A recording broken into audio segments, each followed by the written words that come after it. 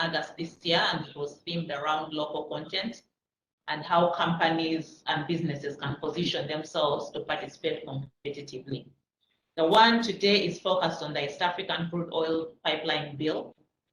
We hope to have 2 more webinars before we close off the financial year. And financial year, I mean July to June. So we hope to have one in the first quarter of 2022 and the other in the second quarter before the year closes. So as we may all know, the East African Crude Oil Pipeline Bill was approved by Parliament on Thursday last week. This bill was introduced to provide a tailored legal framework for the EACOP project. The pipeline project is one of the very strategic projects alongside the rest of the projects being undertaken in the development of the oil fields. Because without fast tracking its progress, fast oil would continue to be an illusion. At this point, we are glad to note that it's not an illusion anymore. And this is because the EACOP law, which is the bill we are currently discussing, was one of the main pending items that were necessary to drive the final investment decision of what we call the FID. The other activities being the conclusion of the key agreements that were signed earlier this year, the tariff and transportation agreement, the shareholder agreement, the host government agreements, and our colleagues from UNOC will speak more to that.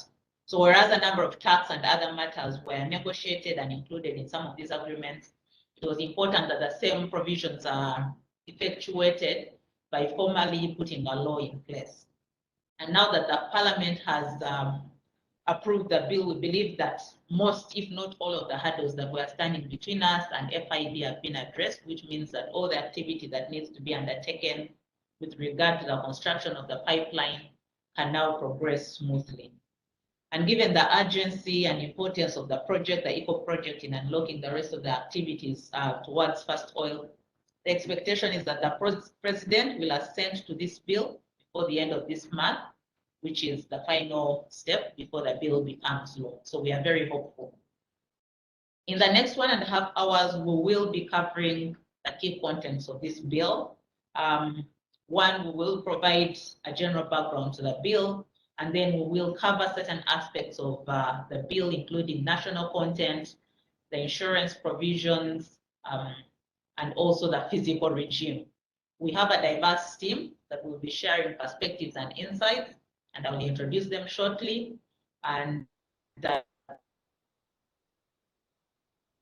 team that speaks will use an hour to make sense, and then the last 30 minutes will be to engage with you through a Q&A session. So we encourage you to use the chat box that is within your view, so that you can comment, share questions, and anything that you'd like to share with us in the course of the presentation. Just use the chat box, and then we'll pick it up in the last 30 minutes in the Q&A session. Just to mention that this session is going to be recorded, so I hope we are all comfortable with that. And at the end of the session, we're going to share with you a feedback form. We kindly request that you provide us with feedback so that we can know how better to engage with you in the next sessions. Allow me now to introduce to you our speakers who are ready to lead us through the discussion this morning. We have 3 guest speakers. One is Ms. Barbara Nabuweke, who is the head of contracts and negotiations at the Uganda National Oil Company, who will be explaining to us the background to the bill and what its objectives are. We have Mr. Ronald Musoke, who is representing the Uganda Insurance Association as a member of the executive committee, and who is also the CEO of the Uganda Insurance Company, and he will speak to what this bill means from an insurance perspective. Mr. Agre Ashaba is our 3rd guest speaker, who is the General Secretary of the Uganda Chamber of Mines and Petroleum, and we'll wrap it up with his perspective on the importance of this milestone and how we see this impacting the next steps in the sector. And then we have 2 presenters from within PwC, Dorothy Uzamkunda, who's a manager in our legal practice and will speak to the regulatory and national content aspects. Veronica Magembe will speak to the physical regime, and she's a tax manager. So with those remarks, I will now invite our first speaker, who is Ms. Barbara Nabuweke, to take us through the first part of the session, and then following that, Dorothy will speak to the national content aspect. Thank you, ladies and gentlemen, for your attention. So over to you, Barbara.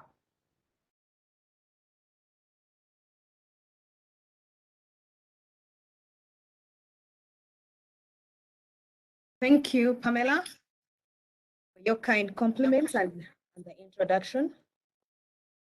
Yes, I'm going to dive straight into the subject of today, where, as you know, we have been requested to give a background to the EACOP Bill. So to start with, I want to mention or to remind everyone on the call that on the 5th of February 2014, the government of Uganda and the upstream partners, and then we had Talo, Sinok, and Total, they entered into a memorandum of understanding for the commercialization of the oil, where the government and the upstream partners agreed on development of 2 projects. And these 2 projects are the refinery, which has a capacity of 60,000 barrels of oil per day. And this has to be developed by government. And then we have the export crude pipeline, which is going to be exporting crude oil, which is not reserved for the refinery. And this is driven by the upstream partner. Following that agreement, on the 25th of May 2016, the government of Uganda, the government of the United Republic of Tanzania, they entered into an intergovernmental agreement. And this particular agreement was to facilitate the cooperation of those 2 states in the development of the East African crude oil pipeline. So indeed, these 2 states agreed that part of the process we are going to go through was for the parties to negotiate post-government agreement with the project company, I would say. And thereafter, they had to ensure that they enter into enabling legislation to facilitate the implementation of the project in the respective states. As you're aware, or you might be, the intergovernmental agreement was ratified by cabinet, and subsequently it was laid on the floor of parliament on the 21st of September 2017. What this implies is that this is a bilateral treaty that we signed with Tanzania, and we are bound to implement its contents. So this explains partly the background why today we have the EACOP Bill. So as I mentioned earlier, the 2 states agreed to enter into the respective host government agreements with the EACOP company. These were negotiated and culminated into the signing of the Uganda host government agreement on the 11th of April 2021, and the Tanzanian host government agreement was signed on the 20th of May 2021. The host government agreement of Uganda was subsequently laid before Parliament on the 5th of May 2021. So given that this East African crude pipeline has to be looked at as a single integrated project, despite the fact that portion of it is in Uganda and the other part of it is in Tanzania, we have to make sure that we align in terms of how to implement this project. So part of the process was to review the respective laws in the 2 countries and determine where the areas of misalignment. Where are the areas of convergence? Where can we harmonize? And if we are to harmonize, what do we go with? Which position? So this is part of the underlying rationale for why we have the EACOP Bill. So I felt I needed to just expound on that for us to understand why today we have the EACOP Bill as it was passed by Parliament last week on Thursday. So in addition to the host government agreements, we negotiated additional agreements. And namely, there was a tariff and transportation agreement, the shareholders agreement for EACOP, and also in the shareholders agreement, we agreed the respective shareholding of the parties. Uganda National Oil Company will be holding 15% through our subsidiary, which is the National Pipeline Company, Uganda. And then TPDC, which is a Tanzanian NOC, will be also holding 15%. Total is the majority shareholder, and it will be holding 62%, and CNOC will be holding 8%. We have to remember that this project is going to be project financed. So there is no financer who will come in to give us money when the enabling environment is not conducive. So the agreements have to speak to the law.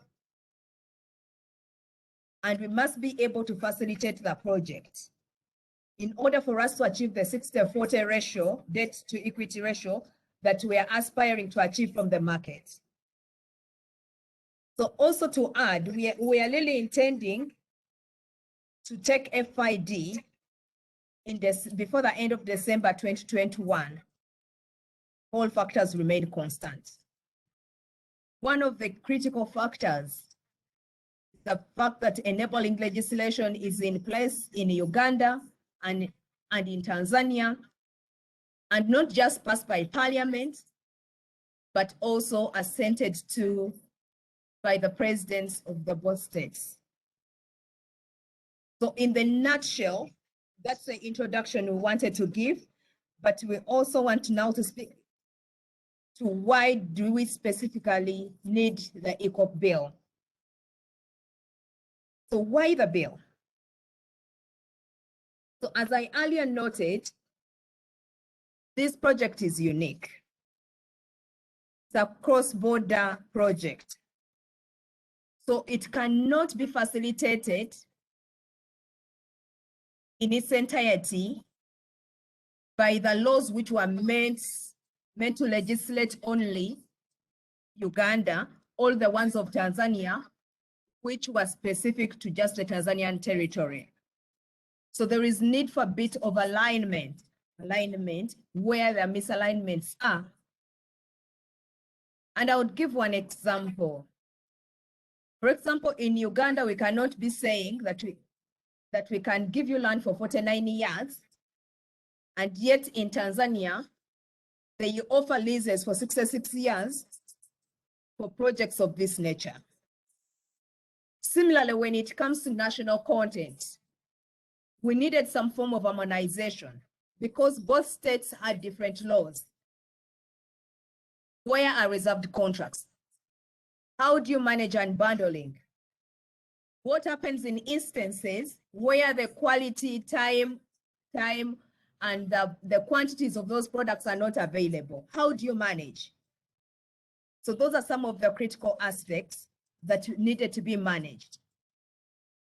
There is also the issue of third parties who may tie into this project. So you need to define what is going to be the tariff they will be charged. How can they be protected? You're going to have a decommissioning fund. In Tanzania, their law was looking at depositing at 5 years. The Ugandan law was giving us a different start time. So those aspects needed to be harmonized. So in essence, I'm speaking to our point 2 on the slides, whereby we needed to align Uganda and Tanzania legal and regulatory framework to ensure that it facilitates the project. And I would say this is our project. The crude oil is stuck in the ground. We need to commercialize. Where is the route to market? So it was agreed that in addition to the refinery, we need the pipeline. The pipeline could not just stop in Uganda. We needed to get to a port. So our brothers in Tanzania were kind enough to agree for us to route the pipeline through their nation. And Uganda had an obligation to facilitate. So where we sit today, Tanzania has already passed the enabling legislation. So Uganda needs to walk in the same steps and ensure that we facilitate this project. 3, we needed to enable the Intergovernmental Agreement, the Host Government Agreement, the Tariff and Transportation Agreement. So it was critical. And one of the aspects I can point out is the payment mechanism. How does government and who are the largest shippers pay for their tariff? So we had to agree to pay in kind. That mechanism was never anticipated under our local laws. So it was really very critical for us to ensure that we enable the contractual framework that we had entered into. So there were other aspects related to managing taxation issues. We know when projects are complex, the fiscal regime normally in the respective countries is never adequate. So there is need to revisit it and facilitate the project. Then we needed to make provision for elements that were misaligned between the 2 countries. Further, we needed to take care of the unique matters applicable to the project. These particular matters were not comprehensively covered under the laws of the respective countries. So those are the areas related to tariff, third-party access, antitrust, and I touched some of these earlier, so I'll move to the next part, save on time. So in terms of the next steps, or possibly before I actually go to the next steps, let me just speak to some of the key provisions that are detailed in the EACOP Bill. So this bill is very clear in terms of when does it commence. It has emphasized that it applies only to the EACOP project. It covers the elements related to transportation tariff.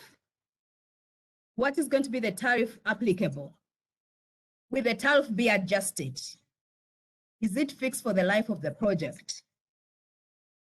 The elements of land rights, national content, third-party access, decommissioning, fiscal matters.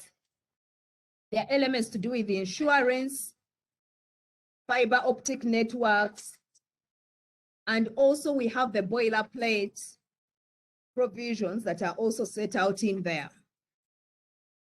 So in the nutshell, it has 44 provisions and it has 2 schedules. So that's how it has been structured. But it's a detailed and a comprehensive law that we believe will facilitate this particular project. So we have 2 additional laws that are before Parliament that are also meant to be passed for us to know that we have a comprehensive legal and regulatory framework for the project. Probably at this juncture, I need to mention that it does not mean that this project will not rely on any of our local laws. The midstream law is still applicable. Our laws on environment are still applicable. They have only adjusted the elements that needed to be harmonized, all enabled, facilitate this particular project. So our national content legislations, yes, in a way they will still be applicable, even if we have an annex on national content in the host government agreement. There are elements which have not been changed or adjusted in any way, so they will apply in that regard. So in terms of the next steps, it's my next slide. So at this point in time, we have to pursue the assenting of this bill. So the bill needs to be presented to the president for his consideration and for him to make a decision on whether to assent the law as is or to propose certain modification. But as I also earlier mentioned, there are some other laws that need to be concluded, and that is a PFMA amendment, the income tax amendment number 2, because these are very critical for taking of the final investment decision. I already spoke to the presidential assent required, both in Uganda and Tanzania. Then we have the tier 1 contracts, which so far we have issued conditional letters of offer. These letters of offer are conditional because they were based on a bidding process that we took way earlier in time, and they need to be confirmed, and they can only be confirmed if the parties are certain that this project will be implemented. And one of the critical things, the legal regime, the fiscal regime that is applicable, and the fact that all parties are committed to investing in the project. So if we do not allow this to happen and these letters expire, it will significantly increase the costs of the project, which will not only impact the other shareholders, but will also impact the government of Uganda and Uganda National Oil Company. Because when you think about it, we negotiated this during the COVID season. The market was not very active, so the prices were favorable. Today, a lot has moved, starting with the price of oil, the cost of steel, and even its availability. So if you go back into the market, we can't anticipate to receive the same prices or the same offer. Then there is mobilization of contractors, which will require to start as soon as FID is achieved. And following that, the tier 1 contractors will also be in position to subcontract. And this is very critical for us because we want our suppliers, our local contractors to participate actively in this process. And that's where we think we shall be able to reap from this project. So indeed, if we facilitate the EACOP project to proceed, it offers a huge boost to the refinery project and also to the upstream FID, because there are significant interlinkages. Because if the upstream FID does not happen, that is the source of the stock that goes into the refinery and also will go through the EACOP. So we need to do the countdown to first oil to start once all the points I've mentioned in 1 to 6 are achieved. I want to opine that background is adequate at this point in time and in light of the time constraint we have. So I'll beg to stop at this point.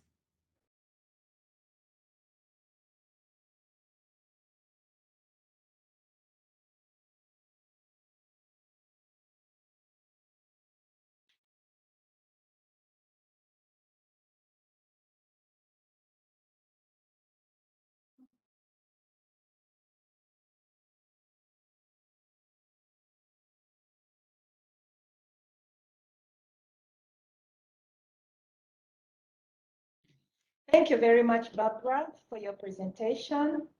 It's been very enlightening, and for sure, this background is very helpful in getting us to understand what was the spirit behind this new law and what is behind this law, the things that are not really public, which are not in the public domain.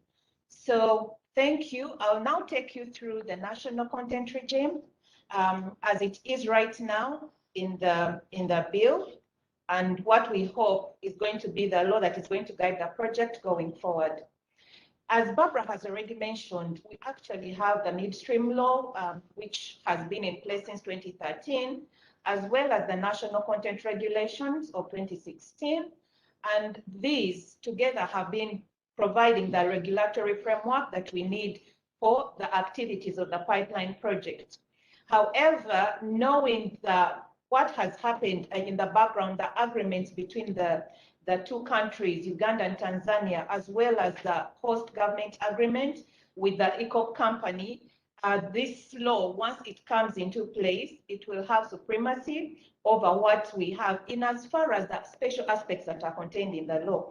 However, the midstream law will continue to guide the activities that are taking place across the pipeline project. Of course, Ugandan citizens and enterprises are positioned to benefit, provided that the required health and quality, the safety and the environmental aspects, the standards that are within the oil and gas industry are followed.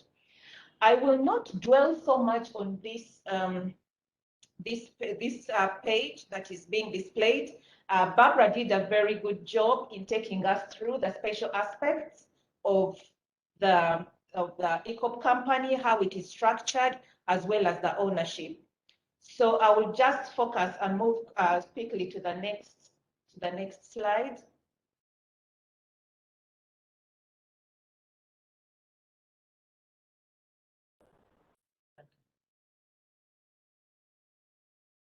And Barbara also commented on the background for the EACOP project.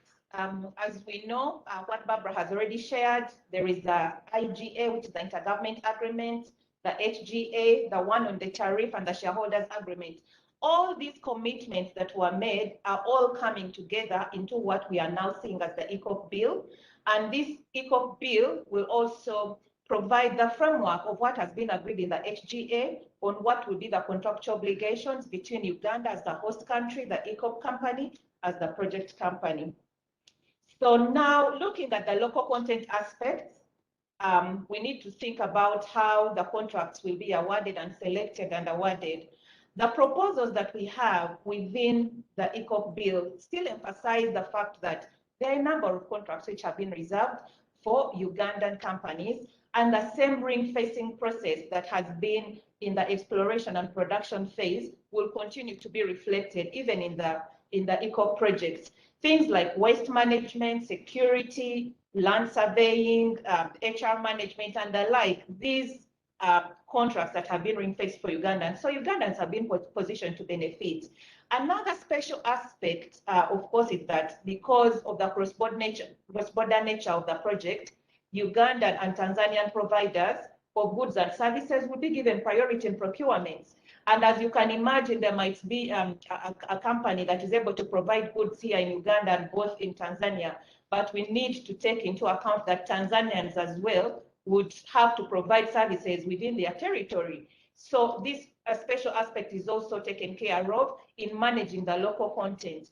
Of course, international companies will still be able to play a very major role in this industry and in this project.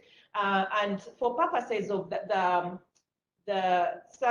contracts that are reserved for Ugandans or even Tanzanians, they are still encouraged to form joint venture partnerships with Ugandans, especially for those contracts where Ugandans do not have the capacity to deliver, either because they do not have the required experience or are not able to meet the technical standards or even do not have the requisite commercial ability to deliver.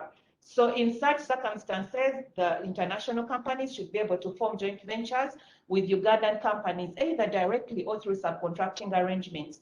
And of course, it doesn't mean that Ugandans will not be able to participate in any other contracts that are not specifically reserved.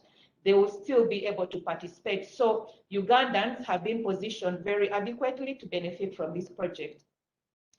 Continuing on the selection of awards and tenders, Barbara mentioned the level 1 contracts, which are really contracts that are entered into directly with the EACOP company, especially now during the construction phase. There is a special exemption for these level 1 construction contracts. That had been notified to the Petroleum Authority before the agreements came into place. Those contracts cannot be unbundled to make them smaller in order to accommodate other parties that may want to provide the services, including Ugandan parties. For example, if a contract was worth millions of dollars, it would not be unbundled and broken down in order to accommodate Ugandan companies or even any other providers. And this has been made most likely really to fast track the project and also to ensure that those that have already been identified as having the required skills and competence to be able to deliver the project without any further delays. Another proposal around managing the local content aspects, taking into account that Ugandans may not really be qualified to provide all the services, the goods that are required, the works, and the supplies needed, is that foreign suppliers will still be able to engage subcontractors, even for those things that are not available here in Uganda. Part of the evaluation criteria is that even for the Ugandan participants, they must be registered on the National Supplier Database. It is an entry point for anyone that would want to participate in the oil and gas industry, and all Ugandan participants are encouraged really to meet those are just basic requirements that would need to be met.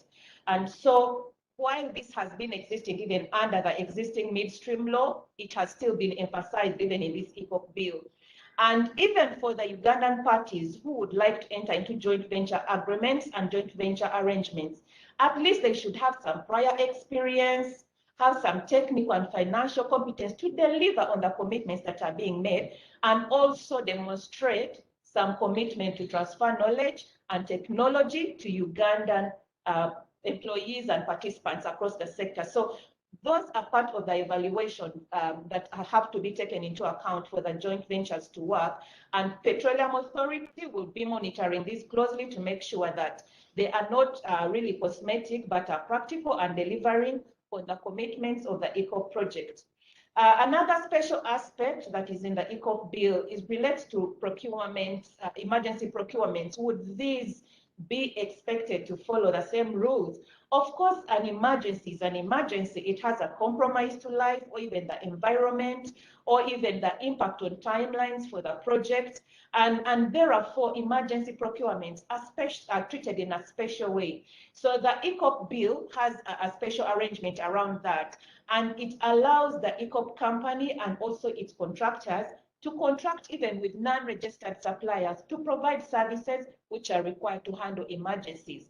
And an emergency, of course, has been explained as one that is really urgent and unforeseeable. So if it is an aspect that could have been foreseen from the beginning, then definitely it's not an emergency. But at least in such circumstances, wherever the EACOP company is operating from, or even the contractors, they quickly deal with the issues that may arise in implementing the project. Ugandans, of course, are positioned to benefit in terms of employment, and similar to what has been emphasized in the midstream law, or even in the law around exploration and production, recruitment and training of Ugandans is emphasized. And really, this is part of the commitments that are contained in the host government agreement, and this binds the project company itself, the contractors and the subcontractors of the contractors. And this will carry through both through the construction phase and the operation phase. There are a number of special arrangements that have been put in place to accommodate the special nature of this project and the fact that certain expertise may not be readily available in Uganda.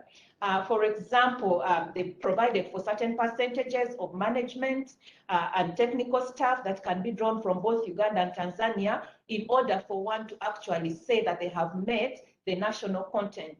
So it's not just only for Ugandans, even the Tanzanians. If a company, for example, has hired a number of Ugandans and also Tanzanian citizens, Then, for purposes of the EACOP project, it will have demonstrated its local content, national content requirements. And then the EACOP bill also proposes a simplified process for the EACOP company and project participants to employ expatriates that are key for this project. And of course, this is just for the management staff. And they would have to follow a simplified process in order to get things like work permits and work visas in order to keep the project going. Of course, the non-management positions are excluded from this, and the national content requirements would have to be met.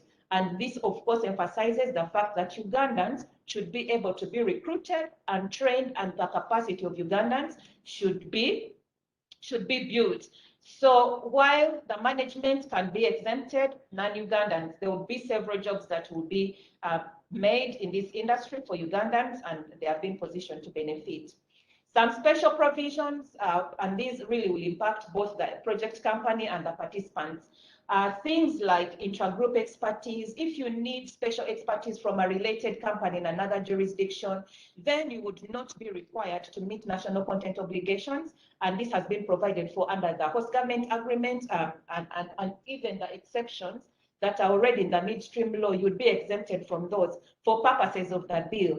And this is most required, especially during the construction phase. And this is supposed to help the project to move forward and to meet the timelines that have been committed to without delaying the project. Another aspect that Barbara also alluded to was the financing, project finance from even international financiers during the construction phase would also be procured in accordance with the national content appendix in the host government agreement.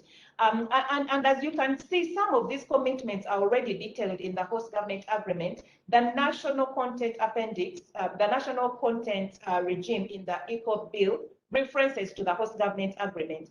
And our hope is that as these are passed into law, that they will be made clear, at least for the public, to be able to benefit from them and to know the compliance requirements that are associated with national content and the commitments that have been made in the law.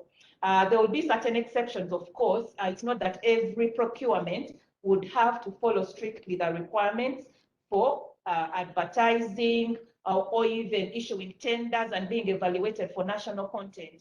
Certain small purchases of under $10,000 in a given month, for example, relating to stationery or taxi hire, such procurement would not have to go through a stringent evaluation process in order to meet national content for purposes of the project.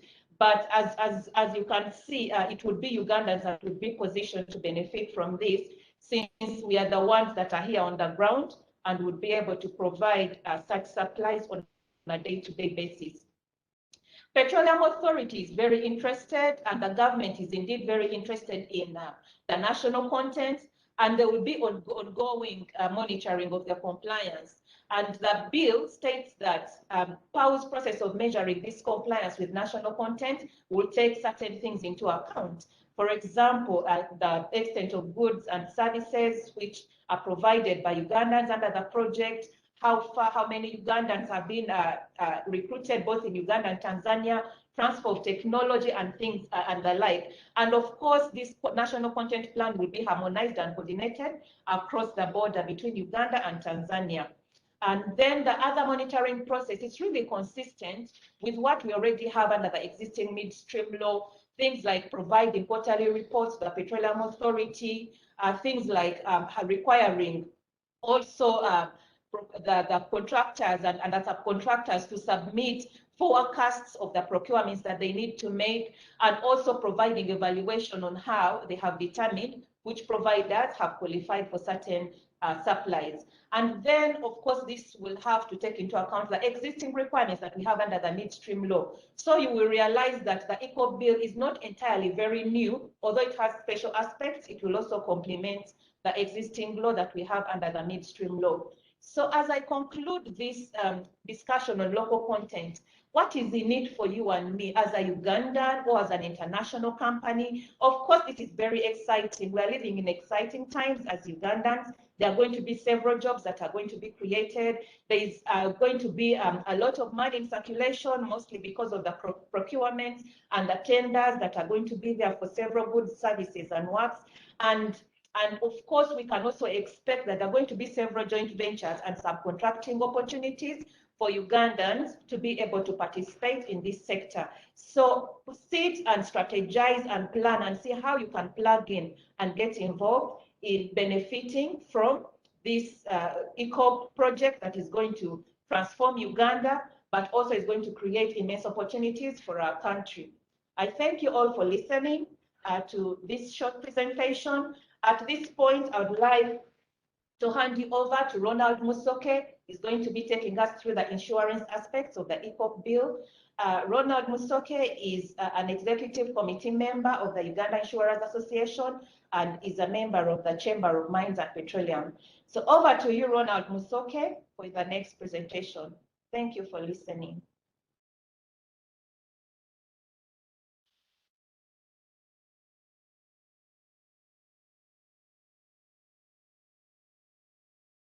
Thank you, Dorothy, for your presentation. I also thank Barbara for her presentation.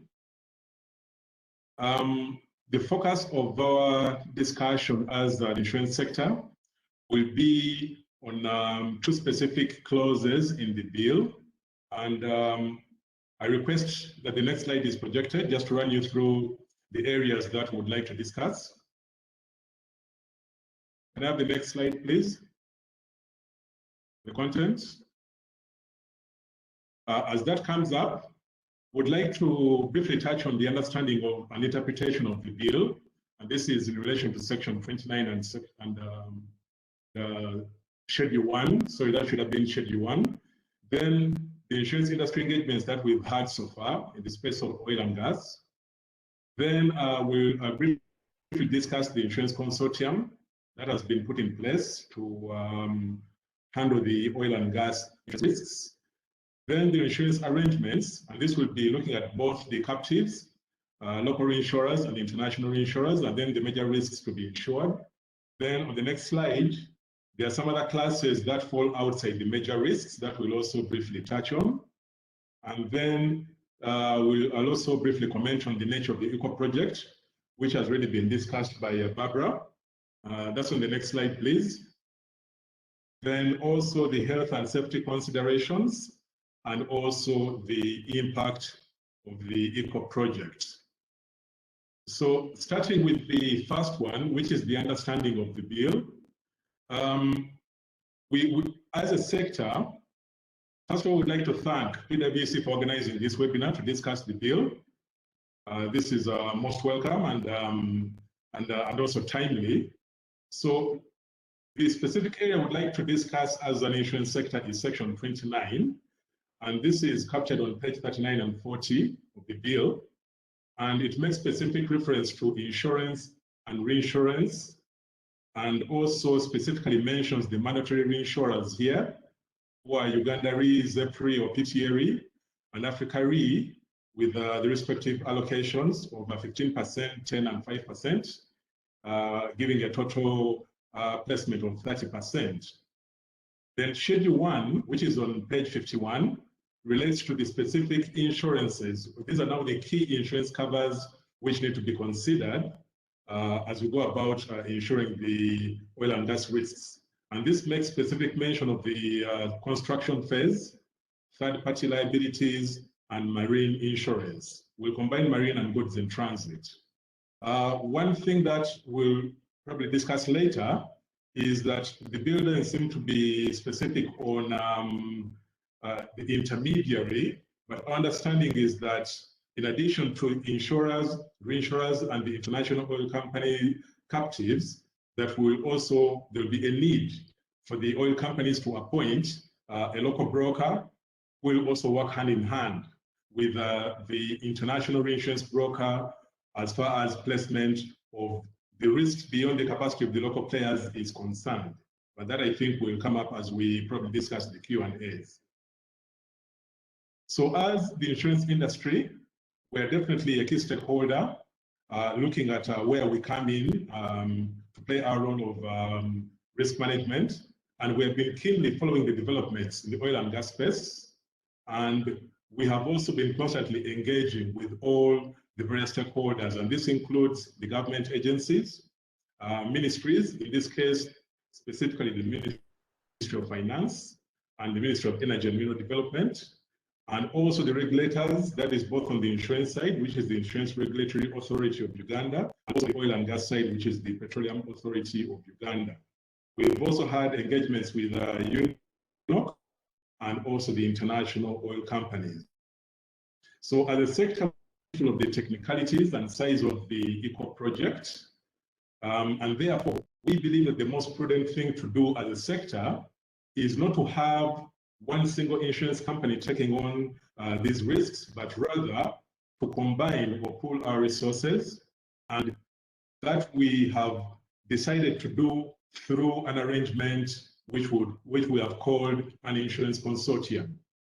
This insurance consortium has been coordinated and sanctioned by the Insurance Regulatory Authority of Uganda, and it is called the Insurance Consortium for Oil and Gas, and it has been subscribed to by all non-life insurance companies.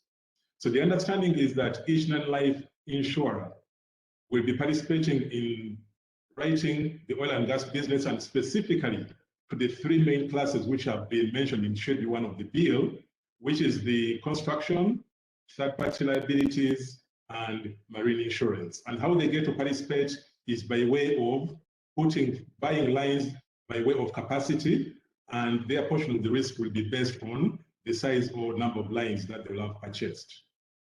So the insurance consortium has also appointed a consortium leader, and this is one of the members of the insurance companies, and the whole idea for this is to make sure that the oil companies do not go to all the 21 non-life insurers, but rather engage with only one insurer who will be representing the rest. Then also, the consortium also appointed a consortium manager, and this is basically to handle the administrative matters and coordination on behalf of the members. And in this case, this administrator will again be working hand in hand with the consortium leader on behalf of the members. And the whole idea is to have a seamless flow of activities and engagements between the oil companies, other stakeholders, and the insurance players. A technical consultant who has experience in the oil and gas space has also been appointed, and will also be working hand with the consortium. And all these have been done under the guidance and supervision of the Insurance Regulatory Authority. So as a sector, we have three major risks as individual companies, but rather through an arrangement that we put in place as a consortium, which has already been sanctioned by our regulatory authority. It's also important to note that as a sector, we operate on the principle of spread of risk, and which in this case has been demonstrated by what I've just discussed above, that no single player will take on these risks on their own, but rather we all come together and each of them will be taking a portion of the risk dependent on their capacity. Now, this same principle also extends to the reinsurance arrangement. So no single reinsurer, again, will be writing the portion of the risk which is beyond the capacity of the consortium on their own, but rather there will be a panel of reinsurers who will be pulling their resources together, providing capacity until the risks are placed 100%. The reinsurers we're talking about here will be the local reinsurers. Those are the reinsurers who have been licensed to operate in Uganda.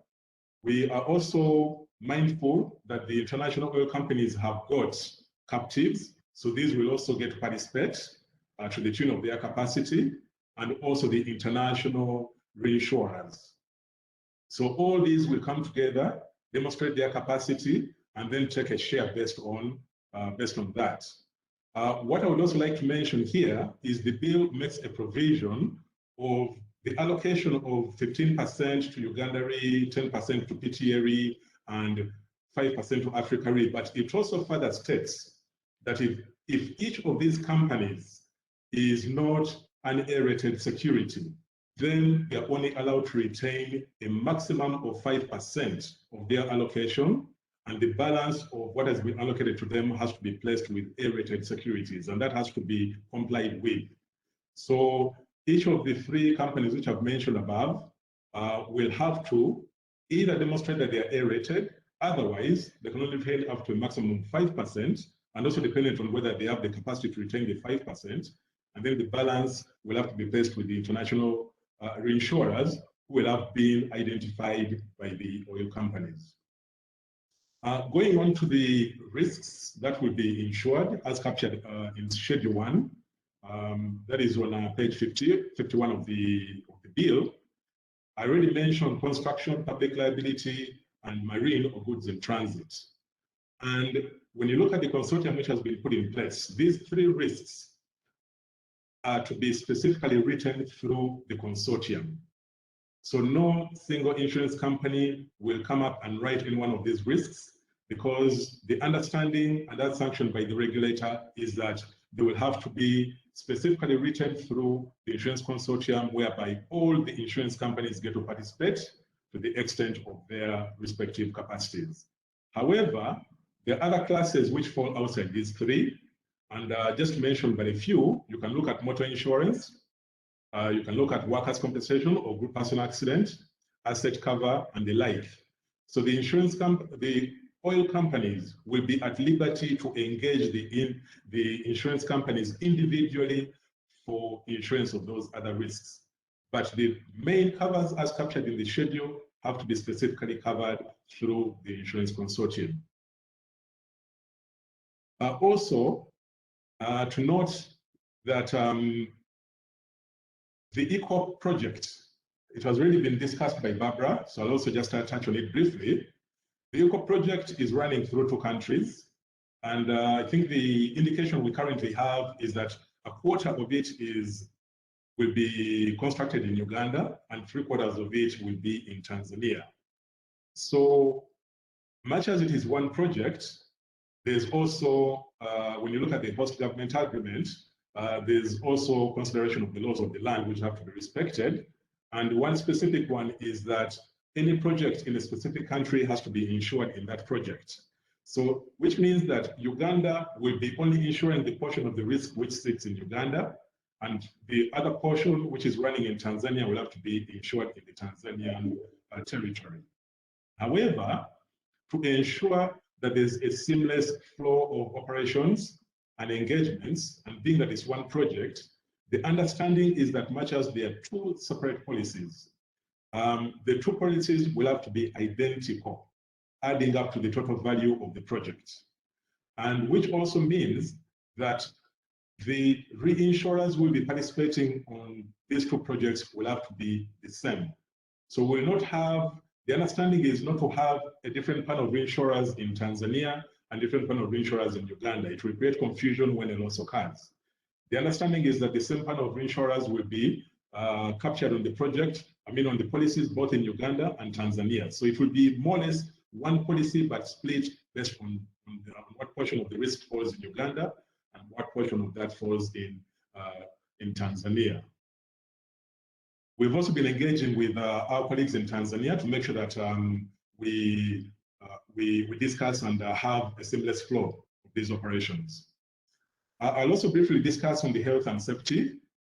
We're mindful as a sector that as these operations go on, and here we're talking about oil and gas, that we need to be mindful of how this impacts on the health and safety, both of the persons who are engaged on the project, but also on other persons who are not involved in the project, whom in this case would call third parties.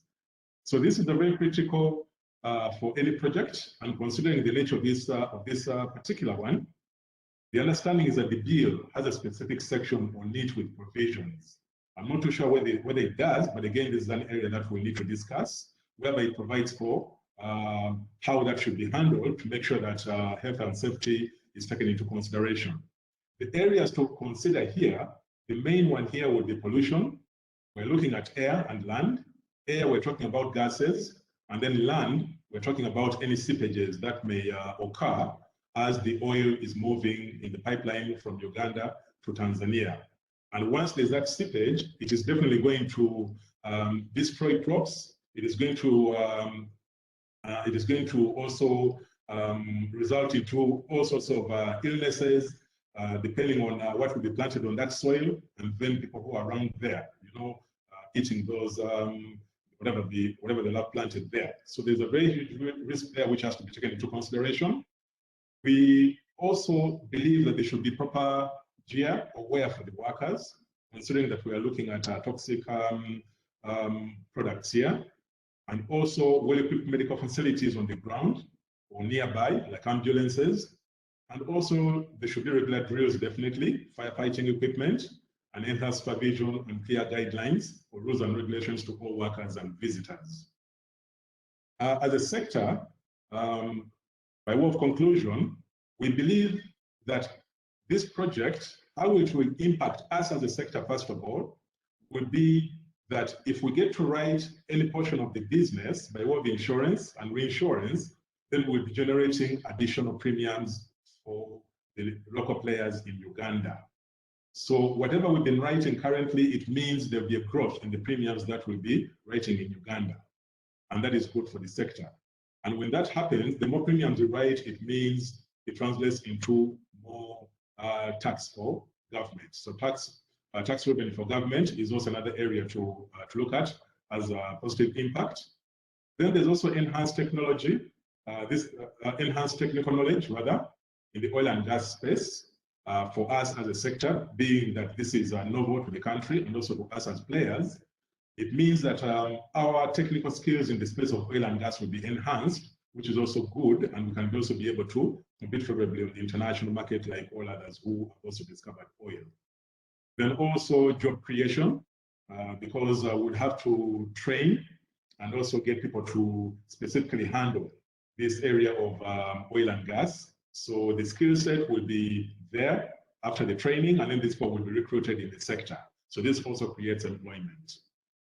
Considering the amount of time that I've been allowed to discuss, I'd like to leave it at this, but once again, thank PwC for the opportunity to share our level of preparedness, and I'll hand over back to PwC. I thank you.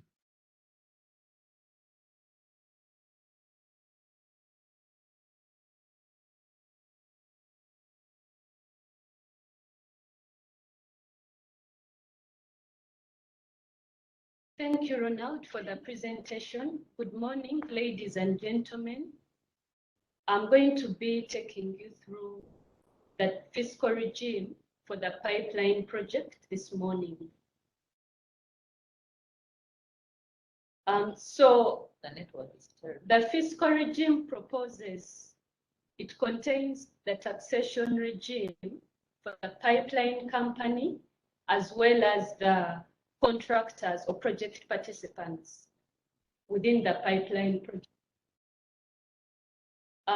So part of the key terms that I'll be using is the project company. That one refers to the EACOP company. Then there are various project participants within the contractors.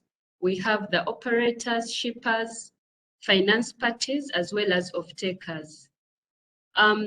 Regarding the taxation regime for the EACOP company, it's quite unique compared to the regime that we have for other licensee within the petroleum industry.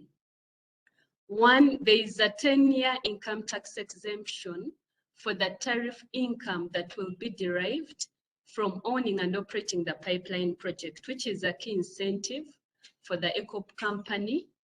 But then the tariff income will be allocated between Uganda and Tanzania, since it will be, the pipeline runs from Uganda through Tanzania, and the allocation which is provided for in the bill is such that 40% of the tariff income will be attributed to Uganda, and then the 60% will go to the Tanzania. Then any form of other income, which is the non-tariff income that is derived by the EACOP company will be taxed immediately, and there is no income tax exemption for that, but there is ring fencing of the tariff and the non-tariff income. Regarding the deductible expenses, they are quite generous for the EACOP company compared to other licensees in the petroleum industry, especially where we see that all expenses which are directly attributed to the EACOP company allowable, then the indirect costs can be apportioned between the tariff and non-tariff income. Then we also have an exemption for branch profits tax that will accrue between the head office and its branch. The head office is in Uganda and its branch in Tanzania. So regarding the taxation for the contractors and project participants, there are various incentives and tax exemptions that we've seen in the bill. And one of them is the VAT incentive for the level 1 and level 2 contractors, which is the deemed VAT. So the diagram you see is just an illustration of how the deemed VAT will apply. So the deemed VAT, what it relates to is that any transactions between the EACOP company and the level 1 contractor, who are the main contractor, any supplies by the level 1 contractor to the EACOP company will be deemed to be paid. So level 1 contractor will not have to remit that VAT to the URA, and that money can be used to run the operations of the company. What the bill also proposes is that it now extends the deemed VAT regime to the level 2 contractor. So any supplies, any taxable supplies which the level 2 contractor supplies to the level 1 contractor, they'll also qualify for the deemed VAT provisions.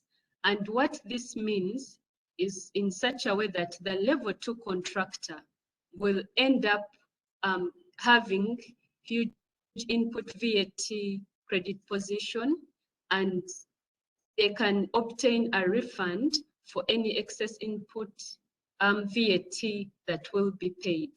So this deemed VAT provision extending to level 2 contractor is unique to the pipeline project.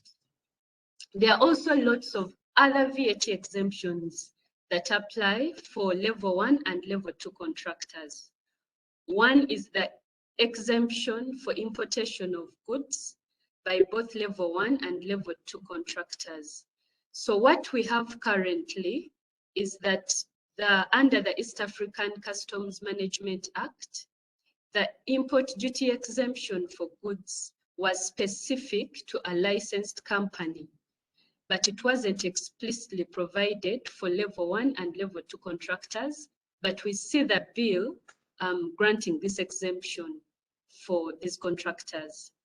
Then the other key VAT exemption is the importation of services, which is exempt from VAT for both level 1 and level 2 contractors, as long as the import of those services is used exclusively within the project. And what we have currently is in such a way that the licensee and only the level 1 contractor, they were supposed to apply an VAT on importation of goods, then claim a corresponding input VAT. So now the exemption we see in the EACOP bill takes away the administrative procedures that are there under the existing laws, and also extends the exemption to level 2 contractors. There are more exemptions for level 1 and level 2 contractors relating to imports and customs duties, as well as excise duties.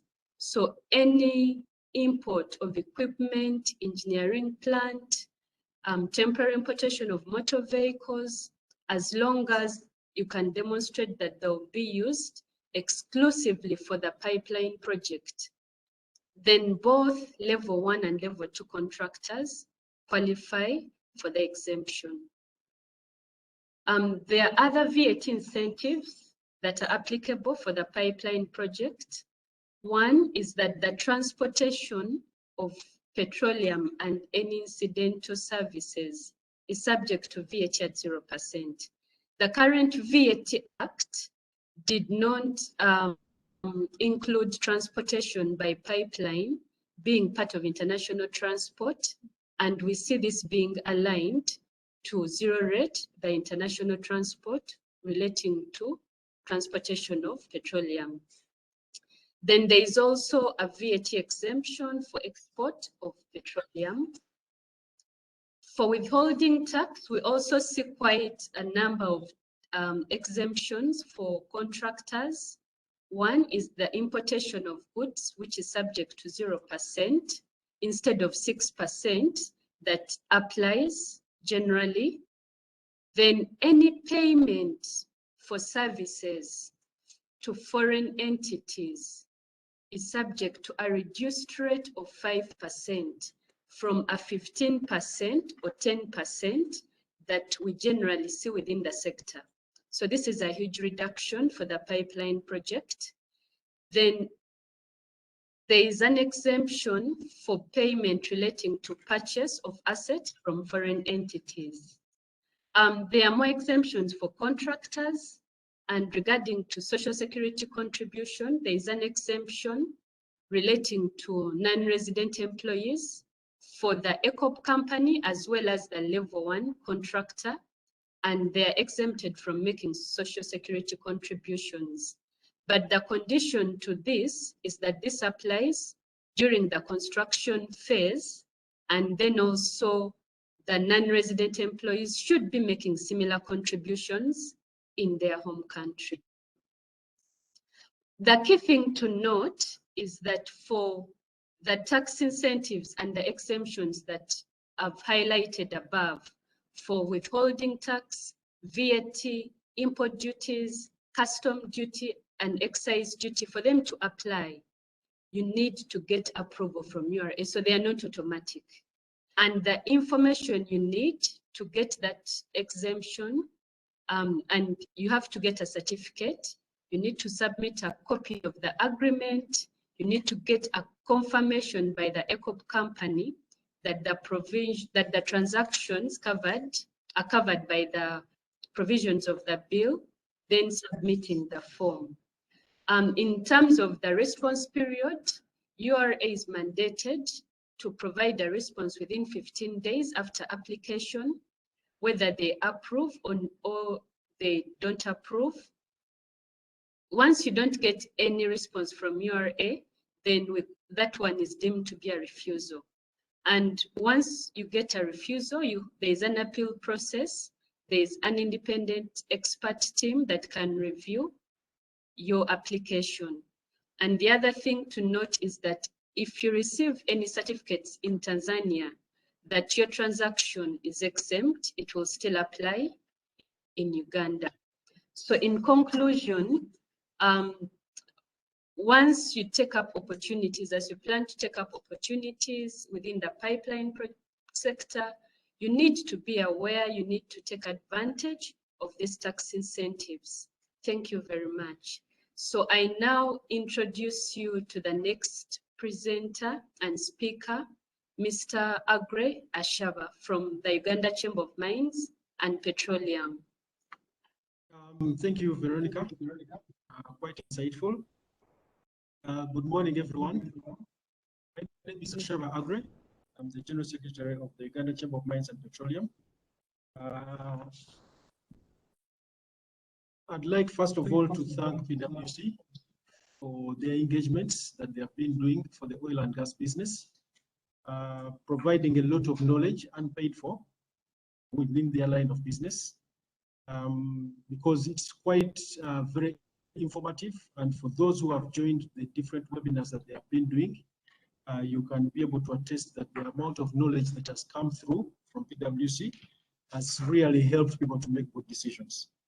I'd like to also thank the ladies. We have so many ladies in the oil and gas business, right from the minister, the PS, and everyone playing there, but specifically to thank Pamela, Dorothy, Veronica from PwC for unpacking the EACOP bill, quite experienced, and also to thank Barbara from UNOC and Ronald from the Uganda Insurance Association. As a chamber, we think that the EACOP bill that is subject to assent from the president is quite a huge milestone that without it, it would be very difficult to commercialize the oil and gas business in Uganda.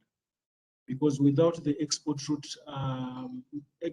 route to market, it will be very difficult for the oil companies to invest when they cannot be able to access the markets. And the only way they could be able to do that is largely through the export crude oil pipeline.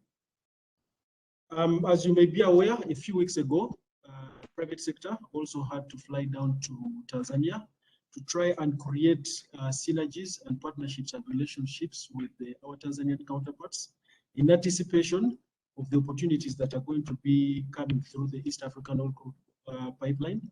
This is a massive opportunity of about 3.5 billion,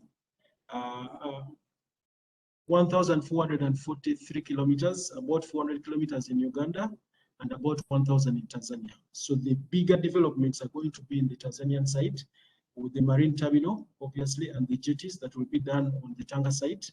But it does not stop Ugandans from finding relationships and partnerships and being compliant within Tanzanian jurisdiction to be able to partake part of this opportunity.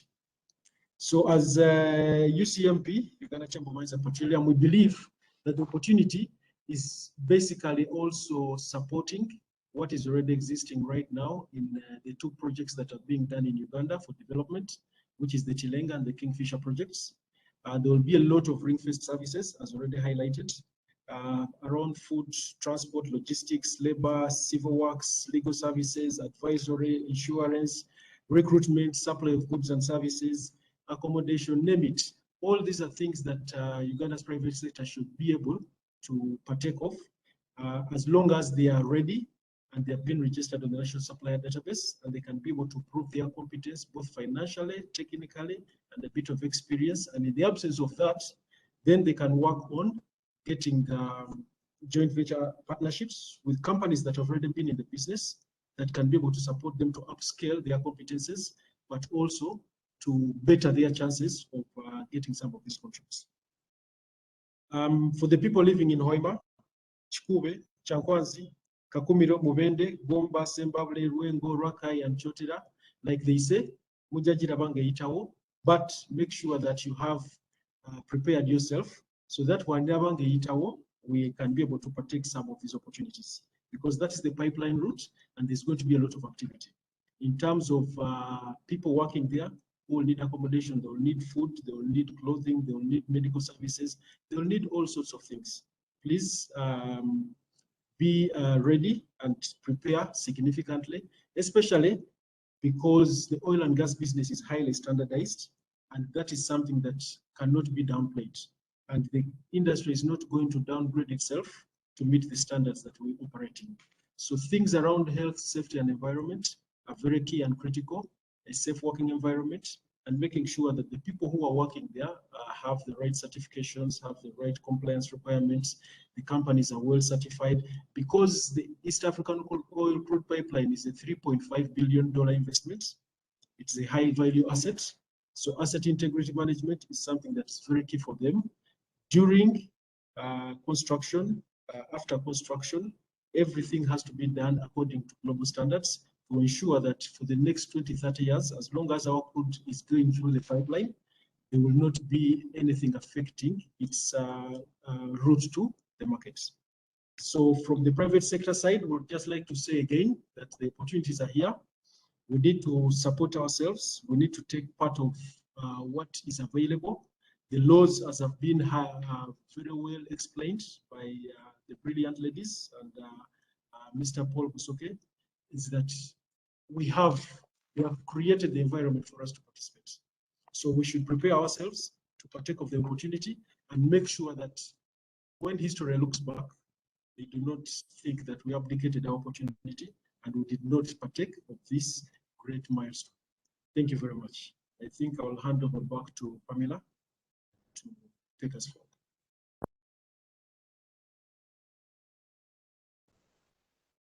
All right. Thank you very, very much to our presenters this morning.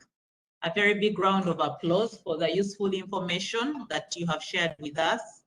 I believe this has equipped us with sufficient knowledge, information to be able to have meaningful conversations as we plan and reflect on this law and our participation or intended participation in the sector.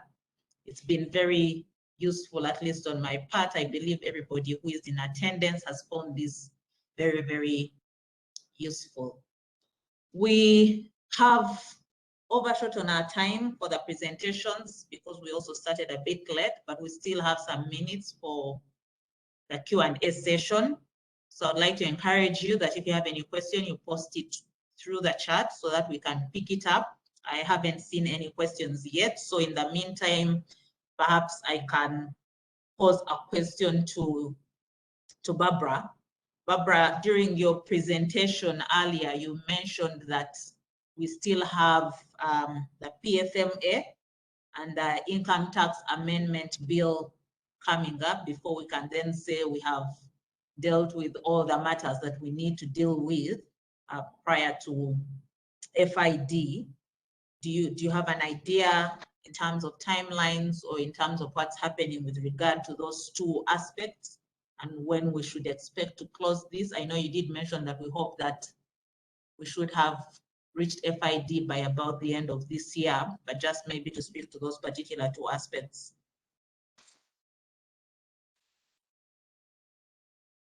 Thank you, Pamela, and thank you, listeners. Thank you to the panelists who have given us very good insights on the EACOP project. In terms of the question you put before me, Pamela, indeed, the Public Finance Management Yes, Barbara.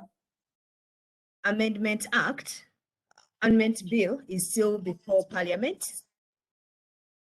And also the Income Tax Amendment number 2, still before Parliament. Both of these bills had their first reading and they are currently before the respective committees for consideration.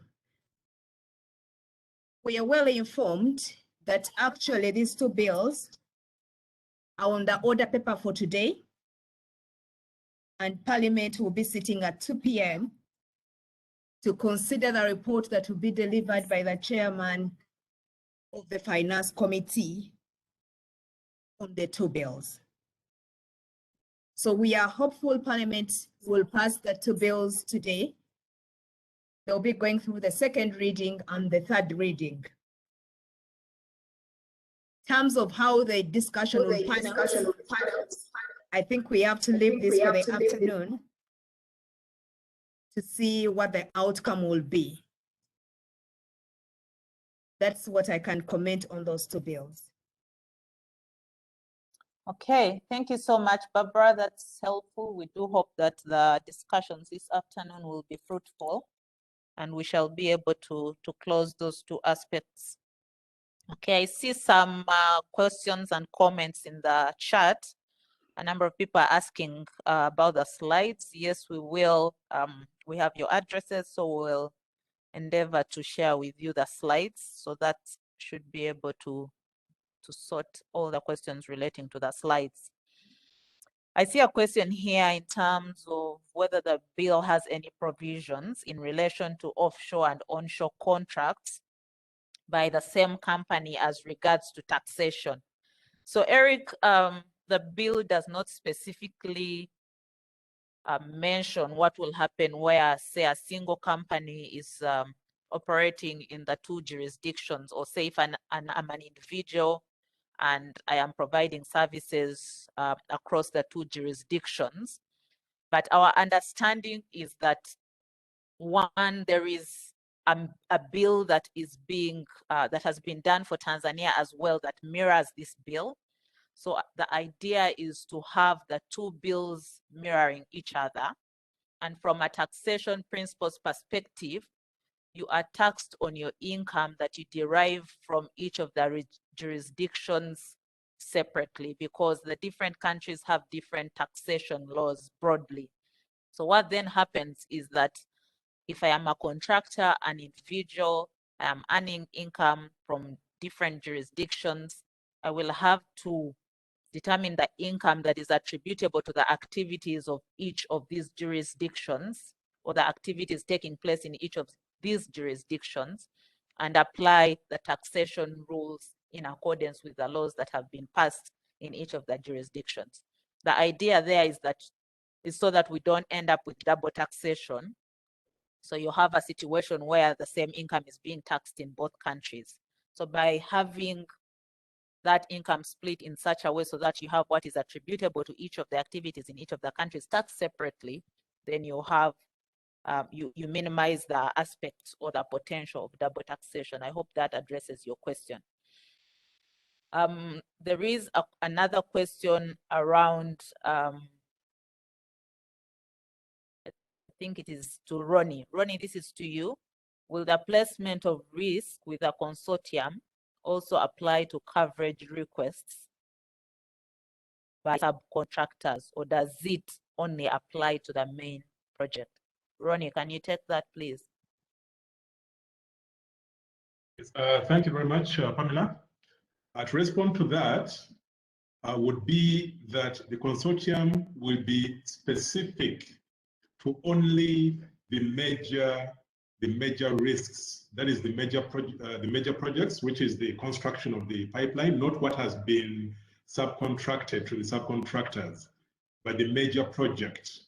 So whatever has been subcontracted will not form part of the risks that should be placed with the consortium. I hope that's clear. All right, thanks, Ronnie. The other question is as to whether the EACOP will have offshore contracts given the nature of the supplies involved. And I believe this is speaking to whether, all supplies, goods, services have to be obtained locally, say from Uganda or Tanzania, or whether we can use contractors from outside of these jurisdictions. I hope that's what the question is meant to achieve. And yes, the bill actually does allow for situations where you're unable to obtain goods and services locally, either by reason of the level of expertise required or the standards not being met locally. So there is, as Dorothy mentioned, there are services that have been ring-fenced for locals, but there's also an acknowledgement that sometimes services may not be readily available in country, or say within Uganda, within Tanzania. And in those circumstances, then you're allowed to use contractors from outside the jurisdiction. So that provision is there. Of course, there's approvals to be obtained from the Petroleum Authority just to make sure that before you bring on somebody from outside of Uganda, you have checked and confirmed that there's nobody within Uganda that can offer those kinds of services or goods. So that provision exists, but it is subject to approval.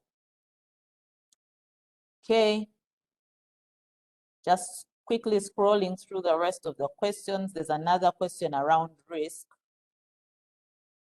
but I think you have already spoken to that, Ronald. It is similar to the one that you have addressed previously. All right, I don't know if we still have any questions there. I see a question from Bernard Busurwa. Are training expenses incurred by the supplier companies linked to the EACOP tax allowable under the EACOP physical regimes, or the physical regime provisions? Sorry. Vera, do you want to take that?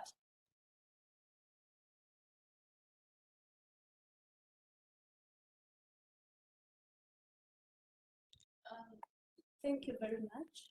So the question around allowing expenses relating to training by supplier companies, which are linked to the EACOP tax.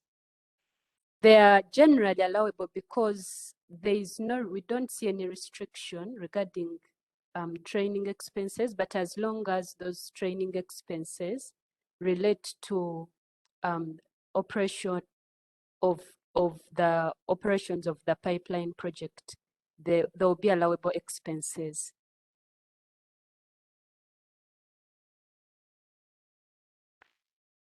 Okay, thank you very much, Vero.